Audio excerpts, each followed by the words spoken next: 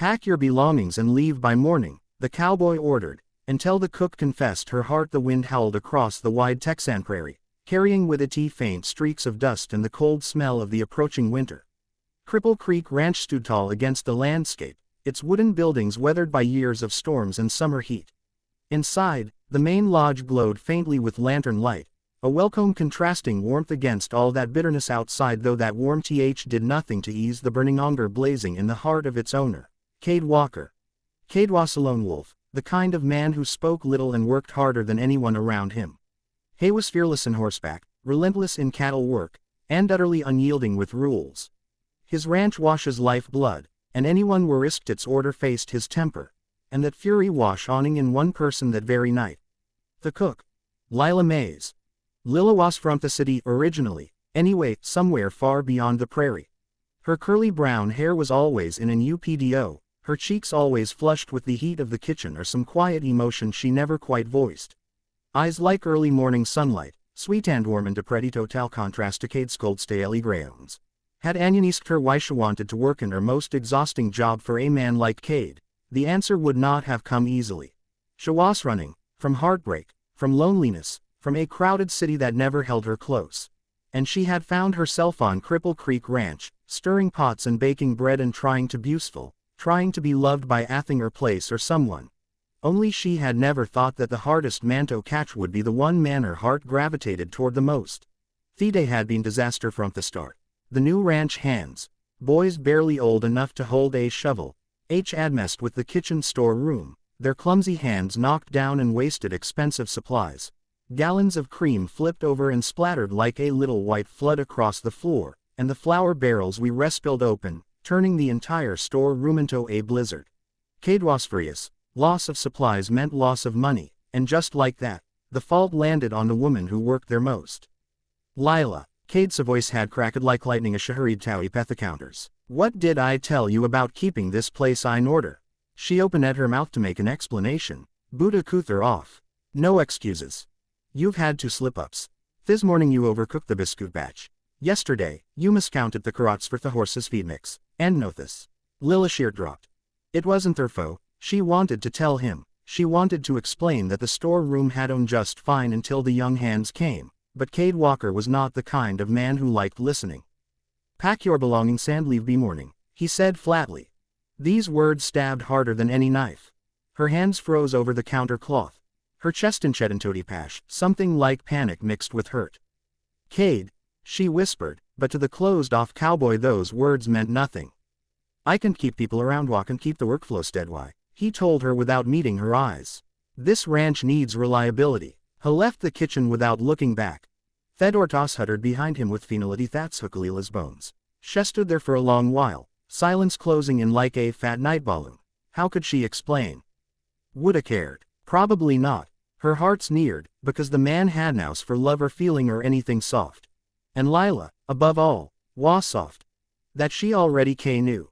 But a night there was some thingles brewing within that our stubborn fair couldn't quiet Evan. Hurt was now hardened with a different kind of fire. She was done being voiceless. Upset, scared, and with a painful tooth bearing against their heart, she decided, suddenly and boldly, she wasn't leaving without telling him the truth. Not just about the storeroom, but about her feelings about her heartache. Every noon since arriving, she felt it more and more when she watched him riding across the fields, his form dark and strong against the golden prairie. She felt every beat of hers when he entered the lodge and nodded at the raven just a little tiny acknowledgement. She feared she had fallen for him. And now he was telling her to get out. Later that night, Cade was in the horse's stables, checking the tack when he heard soft footsteps, Lila's footsteps. Because Asha was the sharpest mountain stone eatwork, he was infinitely sensitive when it came to those he tried to distance himself from. He didn't turn around. You found the rest of your things? He asked gruffly. Lila breathed in a faint shake. It didn't come a Haritopac. He sighed and pinched the bridge of his nose. Lila, let's know the via scene.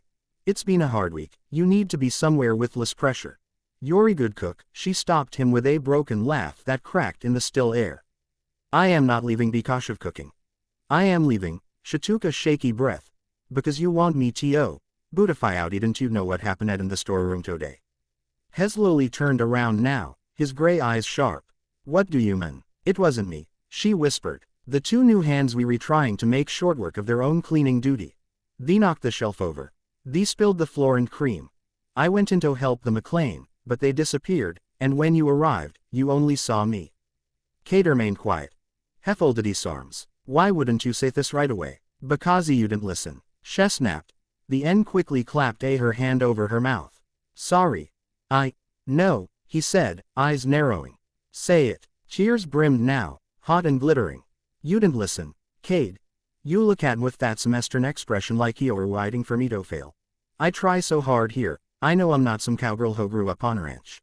I know I'm a clumsy at some of the tasks. But I put my heart in everything. I put my heart in every day here. Her words faded before breaking loudly. And you never see it. Kata felt a sudden jab in his gut, like the truth had knocked the air out of him. Lila, I am not weak, she said more firmly now. But tomorrow, I was going to leave without fighting. Today, you broke more than my job. You broke him. He had never seen that kind of pain in her eyes. It terrified him, and it seared him too. Why? Helmost didn't recognize his own voice. Why did that hurt so much? She dropped her gaze, fingers fidgeting with the hem of her apron. And then, quietly, ashamedly, because I care. He hoped he had misunderstood, but they had not. Correct about what? He said hoarsely. Lila shook her head, humiliated. It doesn't matter. I'll go. Say it. This time his voice was soft. It startled her. I care. Because, I care about you, Cade, she finally confessed, her voice thin like a barely the rewind. I know it's not mutual. I didn't expect anything. You're strong and steady and practical. You have any time for feelings. For a cook with mistakes. Stop, he blurted. She went still again. Small, in the lamplight of the stables, with the horses breathing softly somewhere nearby, Lila Mays looked like a portrait of every lonely emotion the prairie had ever seen. Kata felt like a wrecking ball inside the hearth that had locked for so very long. Comer, he said gently. But she shook her head. No, you asked me to leave, and I was wrong. That froze at her. She blinked. What? He moved closer, hesitant like a man approaching a wild bird. I was wrong, Lila. I'm an idiot, all right. It blamed you without asking. There, I admit it. Her shaky breath lifted. You never admit things. Well, I'm doing it so damn true in it, he muttered. She almost laughed, but fear still saw the avi on her shoulders. Lila, heck 'em closer no, till they were just an hand's breadth apart. Tell me gain. Tell, what, that you care. Mappingebury inch off her courage, she raised her eyes. I care about you, Cade Walker. I care too. Much. He closed his eyes for a moment like those tender words cut into all the armor he ever wore. Then he said, Ashen, you shouldn't have. Tell 'm how to fix it. You can't, she replied sadly. Tomorrow'll. Number. He grabbed her hand this time, stopping her. You aren't going anywhere. Her heart lurched. But you said. He hugged her to him and looked dead as though he heard her for the first time. I care too. Hewington's lowly, honestly. Moreathon you know. And more than I wanted to admit. Because I thought feelings would make me less focused, less capable, and this ranch needs every bit of me. Booty, I need you. She trembled. Cade, I need a way to look at you walking in the kitchen and not pretend like my heart done the chathazite. And didn't want you leaving the tranch door, but how safe you do want best sleeping for the year Stockholm. Her throat closed on a soft cry. He touched at her cheek, rough thumb brushing away her tear. I'm not good with words, he confessed, but I know what I feel. An idofeelit. What do you feel? She whispered hesitantly. Hesmald then, just a little, the tiny breaking of dawn's smile that no one else ever got so to fix yes upon. I feel my heart wake up every time near you, and if it isn't caring, I'm Nataman. Sheena led another shuddery breath. Sofut. What happens now? He held her hands like they could disintegrate if he let them go. Now, you didn't leave me morning. You stay. You cook. You law. You get mad at me. You correct me. You challenge me. And you be strong with me. The silence between followed not as weight but like a blanket, both soft and warm. And Lila, she looked up. Yes, if you give us some part of your heart home, I'll protect it like this land. Depends.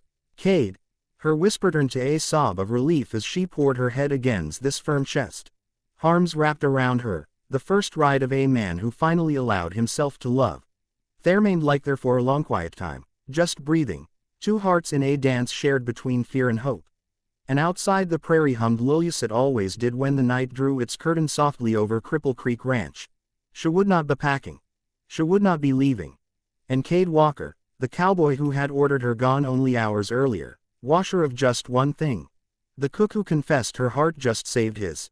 In that big, lonesome ranch, amid east wind and dust and wide Texan skies, love had finally found its place.